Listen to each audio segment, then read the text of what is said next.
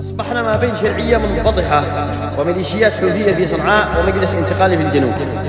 أصبحنا ما بين مطرقة الشرعية ومنشار الحوثي وسكين الانتقال. المصيبة والأدهى والأمر على أن 80% الذي يعانون الفقر ولا يجدون قوت يومهم إلا بالعافية ينقسمون إلى 3 أقسام باختلاف النسب. كل قسم يطبل لجماعة ولفئة هي سبب في دمار اليمن وتجميع هذا الشعب. يا أخي أنت شمالي ما لك دخل بالجنوب. يا أخي الكريم خاف الله في نفسك.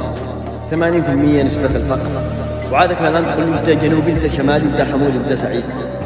أعلى راتب يستلمه المواطن اليمني الغلبان ما بين 150 إلى 200 ألف يمني، ويشتغل في اليوم من 14 إلى 16 ساعة.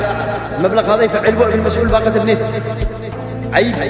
صحيح أن ميليشيات الحوثي هي الأكثر دمارا في اليمن والأكثر سبب لانتشار الفقر في اليمن، كونها انقلبت على السلطة وانقلبت على الدستور وعلى الشرعية ودخلت القوات السلاح، لكن الشرعية هي السبب من جعلت